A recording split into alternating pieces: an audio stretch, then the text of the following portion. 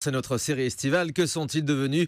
Ce matin, je suis ravi de recevoir l'un des animateurs qui a bercé mon enfance. Ah, je suis très content. C'est l'un des visages des jeux de 20h à l'époque sur FR3. Jean-Pierre Descombes est avec nous dans ce studio. Bonjour Jean-Pierre. Bonjour, c'est un grand plaisir d'être dans le studio d'Europe 1. Et surtout, oui, vous avez participé à la grande histoire de cette maison aussi en animant à l'époque les podiums d'Europe 1. Les podiums d'Europe 1, oui, il y a quelques années, là, on suivait le Tour de France avec Harold Kay. C'était les grands moments du podium d'Europe. De grands moments à chaque instant. Dans les années 70 et 80, vous étiez, Jean-Pierre Descombes, l'une des têtes les plus connues, les plus appréciés du petit écran. Aujourd'hui, on vous reconnaît encore dans la rue. On vous parle souvent de cette époque-là. Souvent, ce serait peut-être beaucoup, mais c'est vrai que ça fait partie un petit peu de la mémoire collective, comme on dit. Ouais. Et les jeux de 20h, à l'époque, il n'y avait que 3 chaînes à la télé. Ce qui veut dire que lorsqu'on regardait les actualités sur l'1 et la 2, on basculait sur la 3, car après, il y avait un film. Il n'y avait pas de pub, il n'y avait pas de météo. Ce qui veut dire que les gens nous voyaient à la fin. Et ce qui veut dire que pendant 10 ans, voir un petit bonhomme qui dit au revoir et à demain, on s'en souvient. Voilà. Alors, l'annonce de votre venue ce matin sur Europe 1 a suscité beaucoup de commentaires sur Twitter. Je le disais, vous avez conscience d'avoir marqué à ce point les téléspectateurs? J'ai l'impression que les jeux de 20h ont beaucoup marqué parce qu'on jouait sur la grammaire. C'était des jeux où on apprenait quelque chose. Il y avait le jeu du dictionnaire. Le jeu du dictionnaire. On avait la présence de Maître Capello. Et par rapport aux jeux actuels où il y a beaucoup d'argent à gagner, où le pactole est très important, nous, c'était en fait un divertissement qui apprenait quelque chose. Et par rapport aux jeux actuels où très souvent les animateurs, les panélistes s'amusent entre eux, et bien là, on essayait d'amuser les téléspectateurs. Et à l'époque, les candidats gagnaient 50 francs, l'équivalent de 7,60 €. Il fallait donner 2 bonnes réponses pour gagner 50 francs, ou on partait avec un magazine des jeux de 20h. C'était une autre époque. Alors il faut rappeler à nos auditeurs, pour les plus jeunes notamment, ce qu'étaient les jeux de 20h. Ça a duré de 1976 à 1987 avec ce générique resté mythique. Écoutez.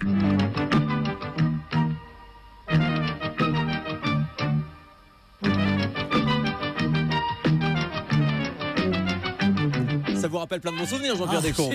C'est sûr. Les jeux de 20h, surtout que on enregistrait donc l'après-midi pour le soir, et les candidats enregistraient lundi, mardi, mercredi pour toute la semaine. D'accord. Et les candidats donc enregistraient et se voyaient le soir à la télé. Et c'était un événement de se regarder à la télé. Quel était votre rôle exact à l'époque? Alors mon rôle exact était d'abord de faire la sélection des candidats, de tout préparer. Quand tout était préparé, eh bien de présenter les candidats et de les faire jouer en duplex avec Paris. C'est ça, sur le terrain, en région, tous les soirs. Et les invités avec Maurice Favière, eux, étaient donc dans un studio à Paris. Ouais, c'est ça, l'animateur de l'émission était Maurice Favière, qui nous a quittés d'ailleurs il n'y a pas très longtemps. Jean-Pierre Foucault a également présenté les jeux de 20h. Jean-Pierre Foucault, bien sûr. Et parallèlement aux jeux de 20h, on a eu également les petits papiers de Noël. Vous savez, qui était au profit de l'UNICEF. Ouais. Et ça aussi, c'était une très très belle émission parce qu'on avait des chanteurs dans les rues et c'était vraiment extraordinaire de faire ça à l'époque où on avait 3, 4 000, 6 000 personnes dans les rues et on avait uniquement un garde champêtre pour surveiller tout ça. Et Maître Capello, c'était aussi lui la star des jeux de 20h. Ah, Maître Capello et son dico, la phrase de Maître Capello, ses phrases célèbres, ses questions insolites. Je remets 10 francs dans le nourrin. Eh oui, et de bonne aloi. C'est vrai qu'il c'était un personnage assez extraordinaire. Ah, il a beaucoup marqué son époque, c'est sûr, oui. Ouais.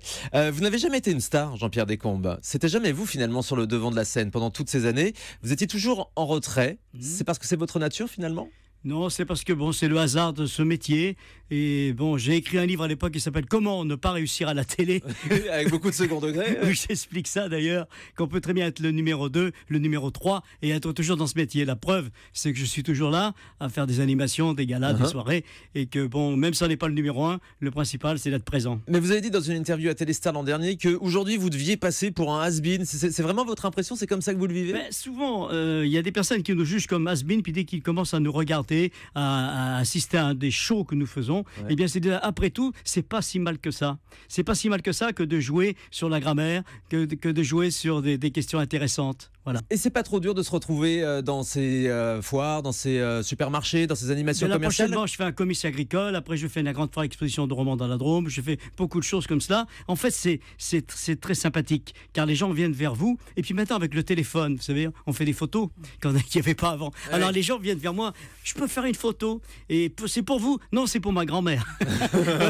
Voilà, c'est les petits qui viennent en disant je la donnerai à ma maman car elle a demandé que je fasse une photo. Voilà. C'est ça. Voilà. La maman n'a pas osé. Voilà, maman n'a pas osé. Oui, mais vous allez donc continuellement à la rencontre du public finalement. C'est ça votre moteur? Je suis très étonné. Alors est-ce la voix, parce que j'ai été également la voix off du Juste Prix, ça on s'en souvient très bien, de Facile à chanter. Donc peut-être que la voix est importante aussi, mais je suis vraiment étonné, agréablement étonné de voir que les gens encore sont contents de me voir et ça me fait énormément énormément plaisir. La télé, ça reste votre passion, Jean-Pierre Descombes? C'est ma passion et je suis toujours dans ce domaine de la télévision. J'adore créer des jeux encore que je fais donc en public. Donc la télécompile, c'est ça? La télécompile. Je fais jouer les gens aux jeux d'époque avec, bien sûr, des génériques, des petites questions rigolotes, des questions insolites de Maître Capello. Je vous en poserai une si vous voulez. Allez-y. Mais qui a un peu osé, je peux vous la poser quand même. Bien sûr, il est que 9h55. Tout garçon français en a 2 qui pendouillent. Oula.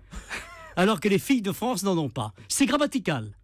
C'est un mot de 8 lettres au pluriel. Et je posais ça au Don Camillo, mais avant de le poser, j'avais toujours peur que les gens disent oh, il ose. Oh. C'est un rapport avec la cédille? Alors, eh bien voilà, tout garçon français en a 2 qui pendouillent, alors que les filles de France n'en ont pas. C'est tout simplement le mot cédille Eh ben voilà. qui pendouille sur garçon et français. Voilà. J'ai gagné Bravo. 50 francs. Vous avez gagné 50 francs.